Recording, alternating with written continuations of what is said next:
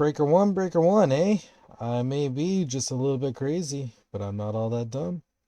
CdnChrgr, come at you playing a little bit more Minecraft, eh? Well, there's something in this game that I have been after for many, many years. Actually, ever since 1.13 came out, and despite all this time of trying to get it, I have failed. Until now. Guess what I got? What? Guess? I don't know. Oh, you finally got your trident. Yep. And look this. No rockets needed!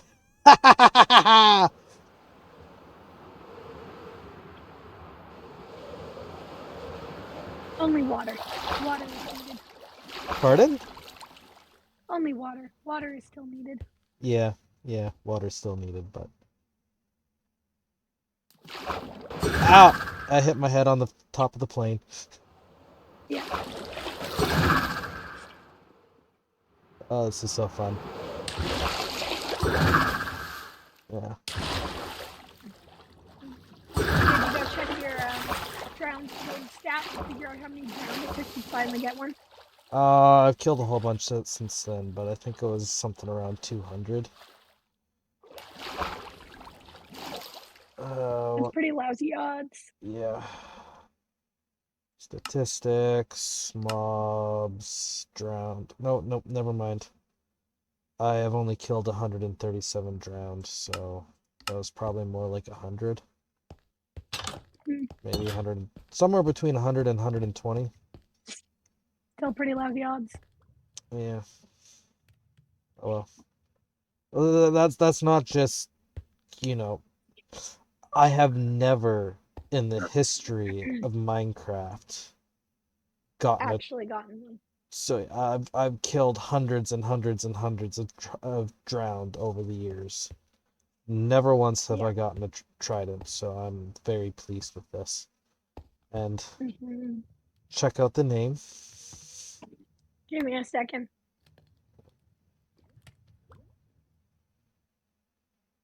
Your wife walked away for a second. How dare you walk away? The elusive pork. Now give it back. What? That's E. Oh, Q. Q. Yes, Q. Thank you. Well, as you can see there, I was really excited. Very much so. I really, really, really, really, really wanted that weapon. But even more exciting is the fact that Cahzi and I have finally gathered enough resources to start a new project. A trading hall that we intend to turn into a ship. Alright, shall we get going?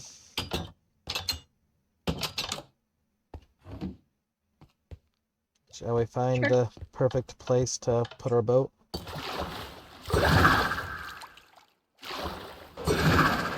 I should have grabbed my wings to follow you. Yeah, you can grab a boat. I don't care. Something like that. My elytra still needs whatchamacallit. Unbreaking. Could also use some more mending. See.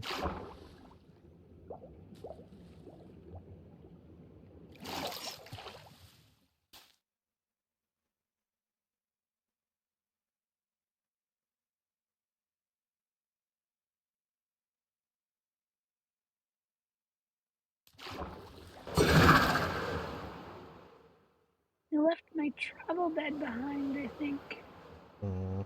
when we left. We have plenty more beds in the... There's an orange one.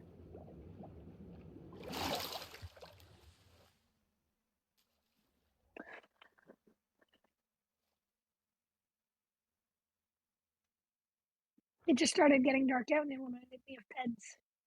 Yeah.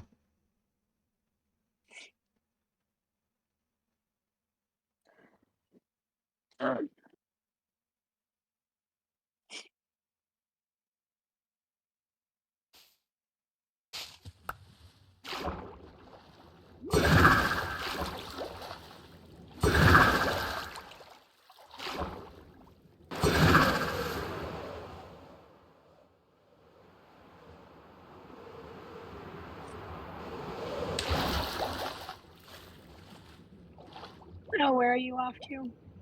I'm just in the bay outside. Just deciding where to put the bow. Yeah, Hi, I haven't behind you. found you yet. There we go. I was. We're off to build a boat. A boat full of prisoners. I don't know. Should this be good? Should we do a little bit further out? Should we? What do you think? I feel like we should pay attention to what looks deep enough to house a boat of this magnitude.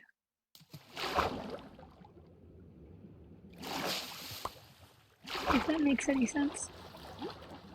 Yeah. I'm not re-landscaping the ocean. Well, the boat's only got a 5 block draft, so we don't need to Okay, worry too much about not that. really. Yeah. Okay. Well, right here looks nice and deep and pinkish then. All right. There. This is where we'll put the bow then. Right here. Sound good to you? Yep. Okay.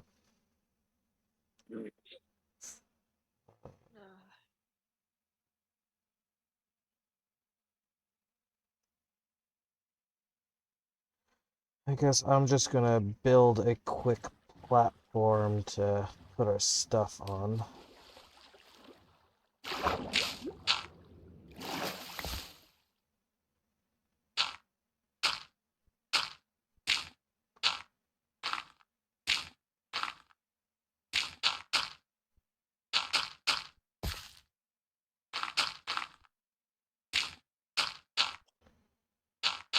Alright, let's see what we got here.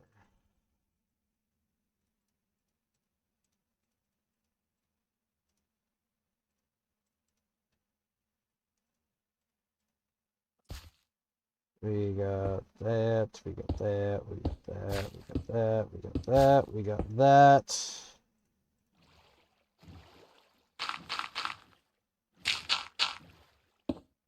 Those two.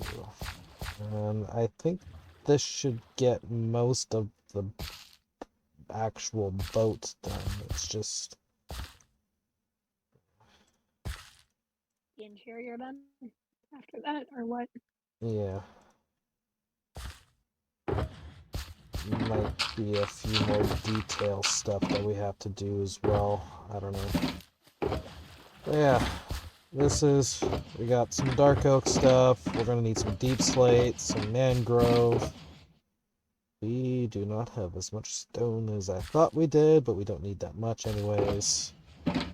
Got terracotta. I'm hoping the red stuff will be enough and we won't have to use any of the rest. A whole bunch of copper and prismarine, as well as more dyes in order to dye I more mean, we can always terracotta run if we back need. to the Mesa biome if you need more terracotta. I don't think we'll need more terracotta. Got some birchwood and some diorite as well. The one thing we don't have is quartz. We'll need quartz. But, yeah,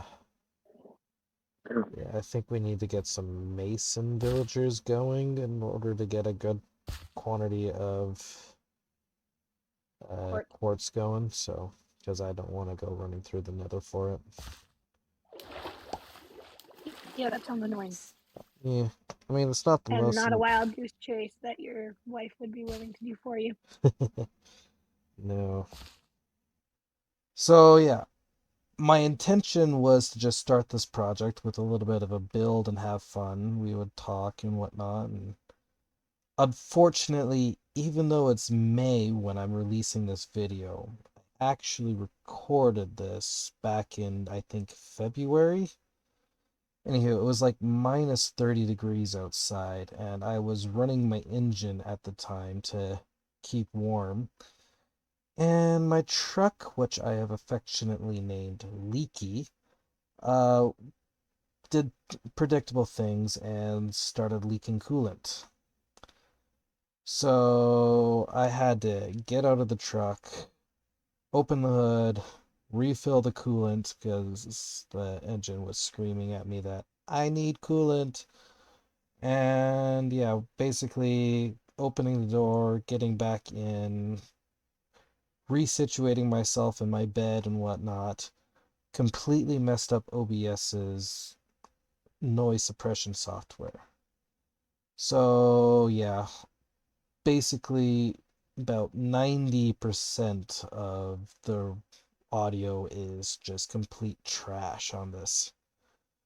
So instead of just build and have fun, enjoy this quick time lapse, and maybe I'll have a few clips mixed in there too. I am going to start laying blocks. You do exactly, you mirror it basically. So I'll put a terracotta here, you put one on the other side. Make sense? Yep. Alright. What? Alright, let's get to it.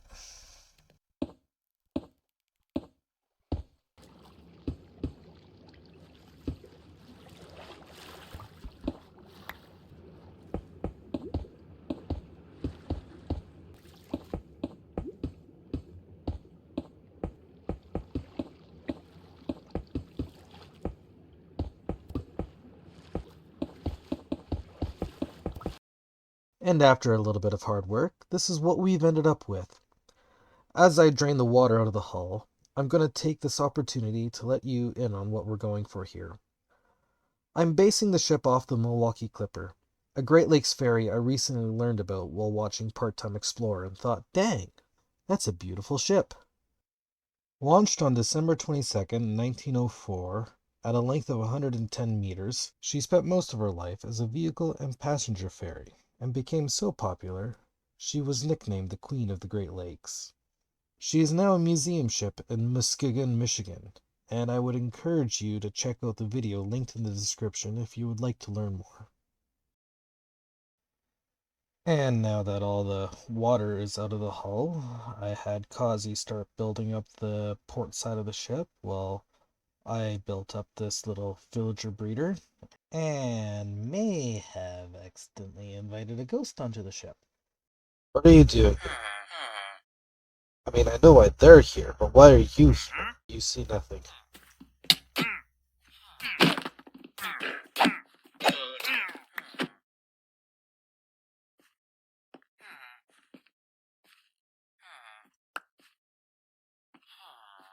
You see nothing.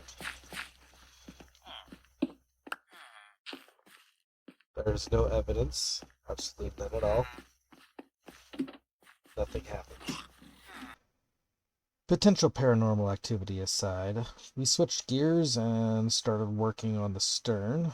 Went for kind of a classic Clipper fantail because I think it's more fancy. And then began the starboard side, but unfortunately ran out of copper about halfway through, so gotta go mining for some more.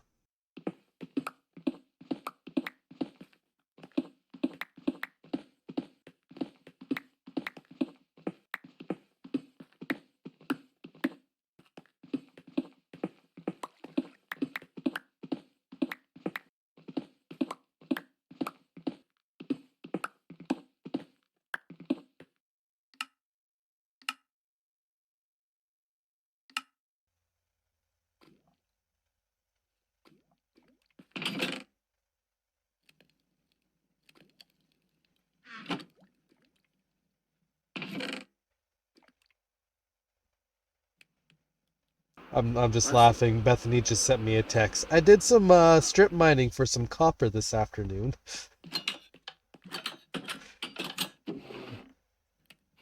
Oh, hey, that's great. So did I.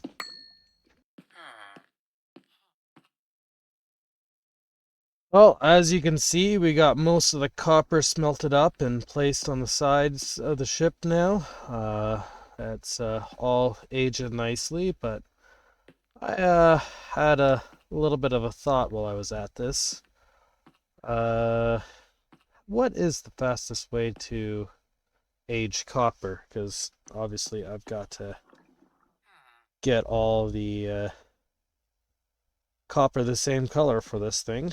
So yeah, just done a little bit of a experiment here. I know Exhum has done similar experiments in the past, and we'll see what happens. I've got a little bit of a control set up right here, just copper set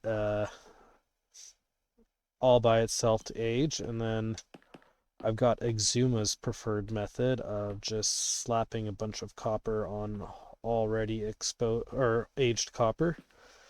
And then I've got this set up right here where I've got the aged copper down here below and a fresh piece of copper put on top but spaced out like most people do.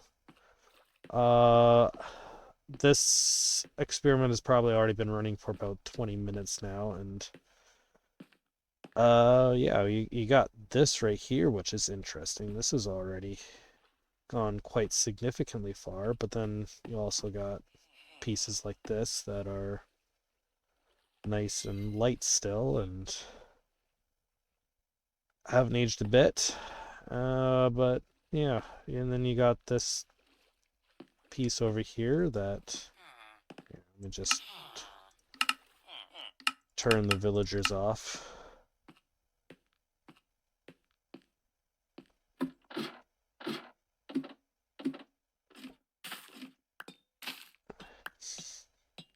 But yeah, I've just got the outer hull plate here. It's just acting as the catalyst here.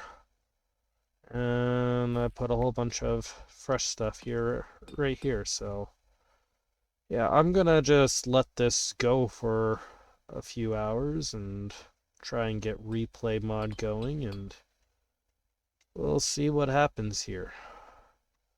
I got a little bit of time here where I'm gonna be going driving for a few hours, so I'll try and leave the game going and hopefully it doesn't time out. So yeah, let's do this.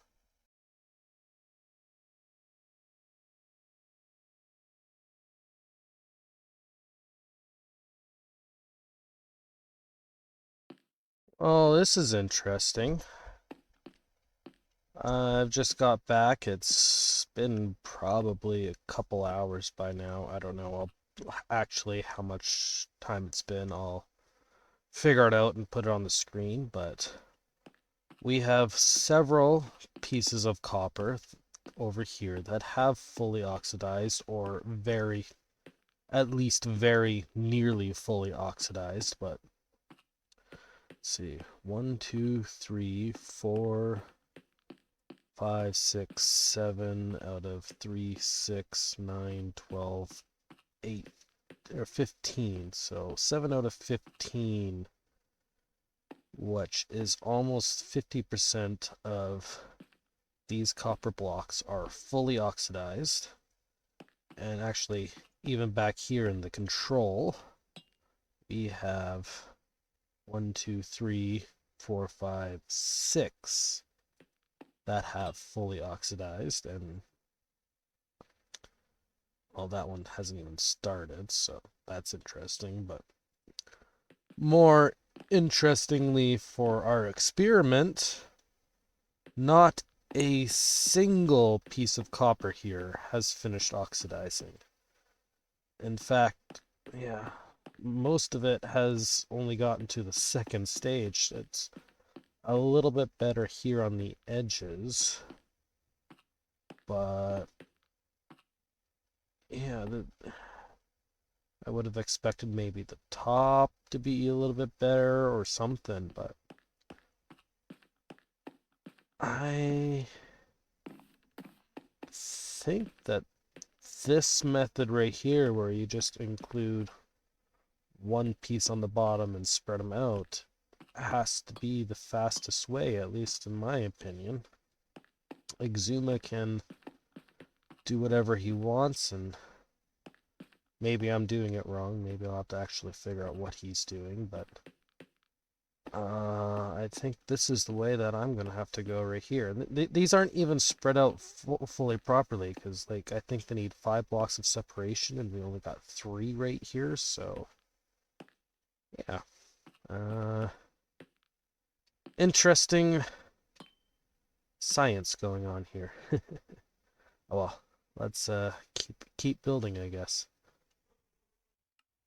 So something happened to me recently, and I'd like a little bit of a chance to talk about it, and I need to finish the hull of the ship, so I figure I'll just build and talk and see what happens here. So I was driving down Highway 16 in Alberta, which is a 2-lane major artery. And yeah, I admittedly I was probably rushing a little bit because I wanted to make it home that night. But I wasn't speeding or anything like that. But I came across another truck that was going a bit slower than I was, so I figured I would pull out and pass him. And I got about halfway past him when I guess he hit a patch of black ice.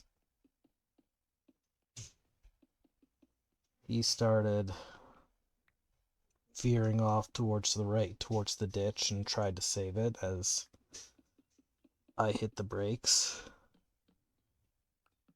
And then he started veering left.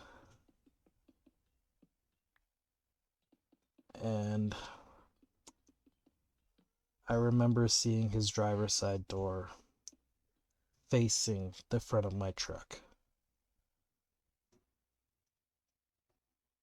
Thank goodness, by the grace of God,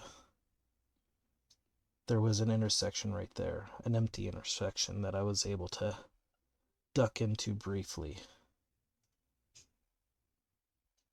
We got so close that the mirror of my door, of my passenger side door, hit his truck.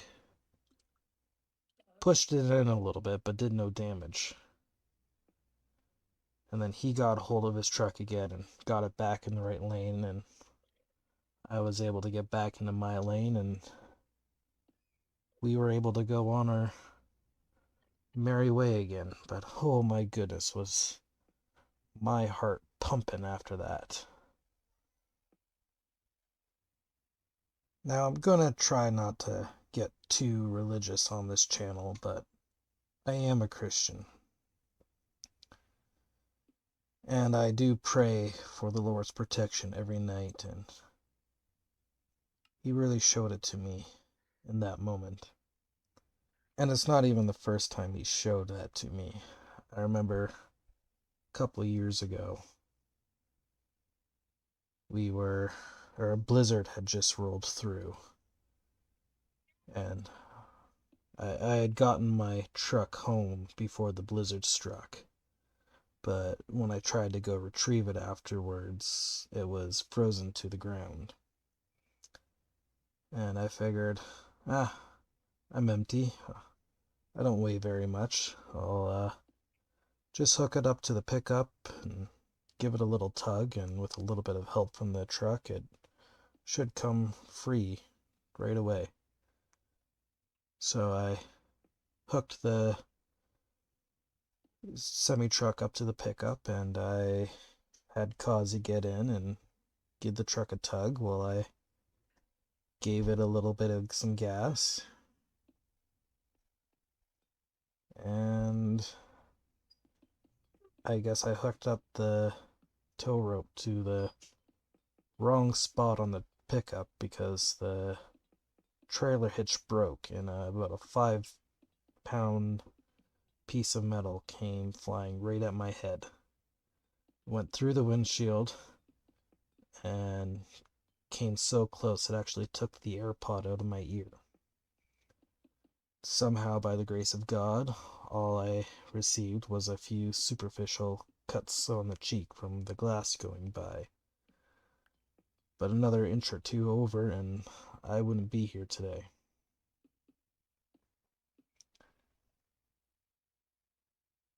I guess what I'm trying to say is we always have to be ready for what comes next. My previous pastor used to say, we have to be ready because I believe the next thing on God's to-do list is the second coming. I reject that mentality. Yes, we need to be ready for that, but no one knows the day or the hour of the second coming. But we don't need to wait for the second coming for it to be our time. Like, look at those two incidents that I just described to you. It could have easily been the end of my life. Either one of them, and yet I'm still here today. But even if it was my time, I know where I'm going. In Luke chapter 20, verses 16 to 21, we find the parable of the rich fool, in which a man has an abundant harvest and is able to build bigger and still have plenty to live off of for years. And he said in chapter 19, "You have plenty of grain laid up for many years. Take life easy, eat, drink, and be merry." But then in verse 20, God said to him, "You fool, this very night your life will be demanded from you. Then who will get what you have prepared for yourself?"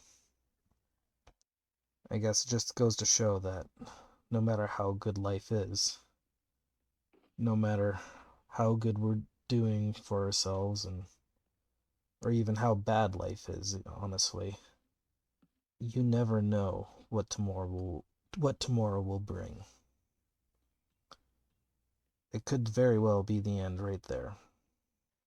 The good news is that Jesus did come to save us from our sins and to prepare the way to heaven for us. John 3:16 says, "For God so loved the world that he gave his one and only Son, that whosoever shall believe in him will not perish, but have everlasting life." And it truly is that simple. If you call on his name and believe, you will be saved. And that is the good news of Jesus Christ. Well, hopefully I didn't drive you guys away with that. Like I said, I'm going to try and not get this channel to be too religious. I just kind of want to have fun here, but if you guys ever want to talk more about Christianity with me and my faith, I will always be down to talk about that. But anyways, I kept building for the rest of the night, and this is what I came up with. I really love the shape of this ship with the straight up and down bow that'll slice through water, the stripes and whatnot, and the little bit of windows towards the middle and the clipper fantail. I think this should be a very beautiful ship when we're done. Now we have to get on to the matter of the name. I am thinking of naming this ship the Alberta Clipper, just because winter storms are always trying to kill me, and I think it's kind of ironic to name the ship after a winter storm because of that. But if you guys have any better names, I am still open to changing the name, so leave your suggestions down in the comments, and I'll take that under consideration. But yeah, hope you guys enjoyed in any case, that you have yourself a good day wherever you are, and yeah, until next time, keep your wheels down, and we'll catch you later. Bye.